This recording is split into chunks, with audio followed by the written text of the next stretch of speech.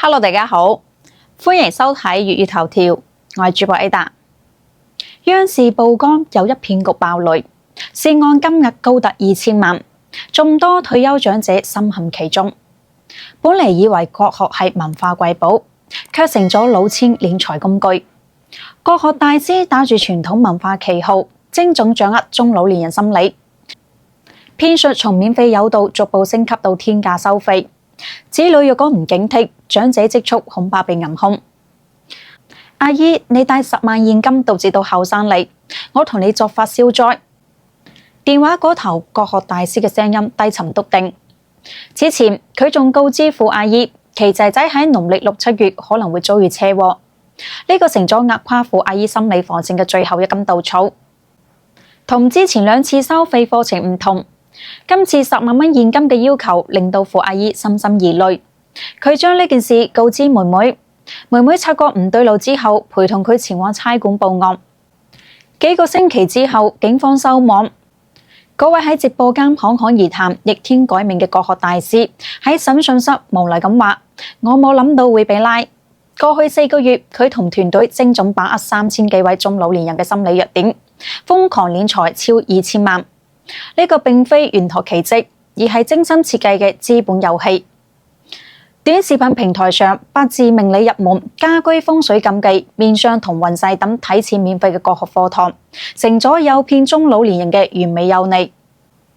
鏡頭前，老千身着國風中山裝，手捏珠串，引經據典，將晦澀嘅易經卦象講得頭頭是道，用命理、運勢、結數等專業術語，將簡單嘅人生困惑包裝成家長裏短，營造出無所不能嘅神秘感。張大媽喺一次直播連麥中，李老師免費為佢測算八字之後稱，你丈夫屬相犯咗大忌，恐患重責。張大媽慌晒神，為咗化解結數，花費12888蚊請回一座通關神。事後發現不過係普通嘅玉石。該團伙專門針對40到60歲嘅中年女性，令到600幾人上當，涉案金額達到290萬蚊。陸先生作為易經愛好者，被直播內容吸引，支付2000蚊報名國學課程。後嚟半個月，大師頻繁更換且推銷更貴嘅課程，佢要求退款嘅時候，竟然被拉黑咗。更加諷刺嘅係，老千推銷課程嘅時候，仲誘導學員稱學好手藝，將嚟亦都能夠靠此賺錢，令到好多中老年人陷入咗咁新嘅騙局。線下騙局同樣猖獗，喺北京一間按摩店入邊，常客小張被店主診斷出同自殺，後嚟以化解桃花劫等名義層層設套，呃走咗近30萬蚊。老細專門招聘員工扮演特定角色。兩個人一唱一和，將普通按摩店變成咗玄學騙局舞台。小張原本只係去按摩放鬆，喺店主同埋員工輪番勸說下，最終陷入騙局。發現被呃嘅時候，已經係為時已晚。呢啲騙局往往呈套話式特點。浙江嘅張斌發現，母親參加國學班後，從睇風水升級到改命運，短短時間消費咗幾千蚊。助教不斷發送消息製造焦慮，甚至需要戶型圖、養老金數額等隱私信息。張斌母親原本只係想學風水知識，卻喺助教嘅誘導下購買咗各種昂貴改運服務，從幾千蚊改名服務到數十萬蚊嘅消災法事，越陷越深。張斌多次勸說，母親卻堅信寧可信其有，不可信其無。呢種騙局令到好多中老年人陷入咗無盡嘅消費陷阱。一開始可能係出於好奇或者興趣，最終卻付出咗巨大嘅經濟代價。喺國學光環下，藏住成熟詐騙產業鏈。呢啲打住國學旗號嘅組織，本質係標準化運營嘅焦慮製造工廠，其商業模式清晰，同傳統線下騙局一脈相承。線上騙局第一步係殺你，通過 AI 工具批量生成玄學知識或者係視頻，以免費睇手相、數碼領吉祥物等有利內容，打造專家人設，反覆推送俾45歲以上對易經八卦感興趣嘅用戶。一旦有人想勾，就被轉入精心設計嘅私域戰場。微信群、企業微信成為主陣地，助教們開啟全天候情感養豬模式，從清晨問候到深夜關懷，從傾聽家長裏短到開解人生困惑，逐步建立情感依賴，過程通常持續數週，直到受害人卸下心防。通過日常傾偈搜集嘅家庭信息，成為量身定製嘅苦情劇本。譬如子女工作唔順就係命裏衝撞，身體不適就稱係風水問題，避孕困難嘅話就話係命中有劫。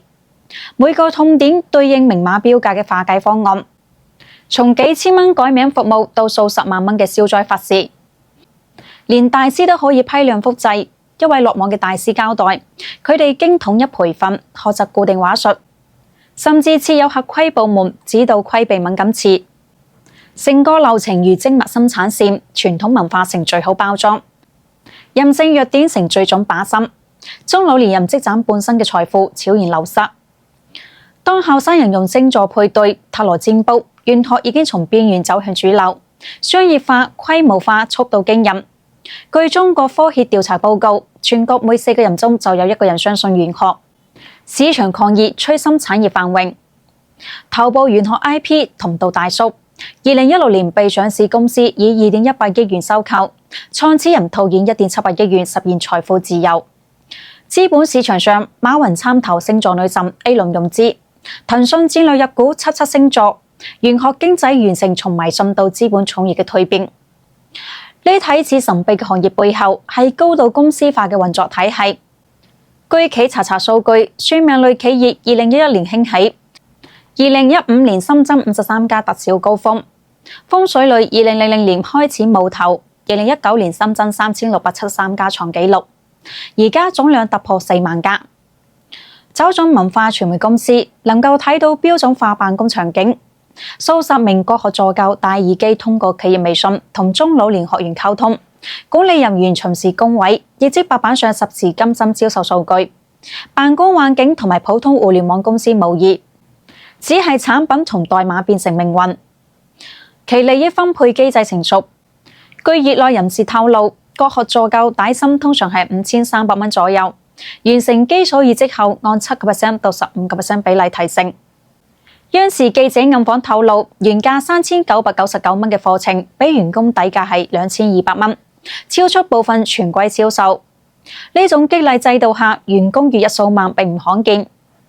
從短視頻平台內容分發到公域引流、私域圈養，再到終極收割，每個環節都打磨嫻熟。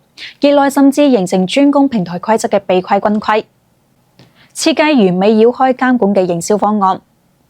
如此簡陋騙局能夠屢試不爽，背後係殘酷社會現實。據國家統計局數據，直至舊年，中國60歲及以上老年人口31031萬人，佔22%，其中65歲及以上22023萬人，佔15.6%。佢哋入邊嘅好多人面臨健康焦慮、對死亡嘅恐懼同埋情感孤獨。國學大師們深諳此道。佢哋研究嘅係老年人最脆弱嘅情感軟肋。對於牽掛子女健康同埋前途嘅父母嚟講，寧可送其有成咗最易被攻破嘅心理防線。佢哋渴望通過玄學獲得心理安慰，卻正中老千下懷。面對此類騙局，監管面臨重重困難。呢啲團伙採取跨平台作戰模式，涉及多個平台，執法部門需要跨平台協助，取證難度大，辦案週期長。加上老千打住文化傳播擦邊球，令到案件定性更加複雜。今年中央網信辦啟動清朗打擊違法信息外鏈專項行動，偽國學等利用封建迷信進行惡意營銷嘅內容成為重點打擊對象。但要根除呢一現象，仍需平台加強技術監測，對異常交易同埋關鍵詞實時預警，並建立嚴格嘅黑名單制度。對每個普通家庭嚟講，最堅固嘅防火牆或許係子女嘅陪伴同埋溝通，多啲返屋企睇睇，多打個電話，等父母嘅情感有所寄託。一位成功勸咗父母上當嘅女士話：呢啲比任何反詐宣傳都有用。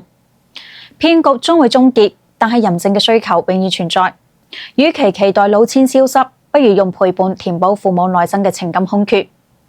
畢竟再高明嘅騙術，亦都頂唔過一句阿爸阿媽，我返咗嚟啦嘅溫暖。喺呢個信息爆炸嘅時代，我哋唔單止要提高自己嘅防騙意識，更係要關注身邊老年人嘅情感需求。等我哋用愛同陪伴為佢哋築起一道堅實嘅防線，令到老千無機可乘。對此你點睇呢？歡迎喺評論區留言討論。好啦，今期節目就到呢度，我哋下期不見不散。如果中意我哋嘅節目，請點讚、關注、訂閱支持我哋。拜拜。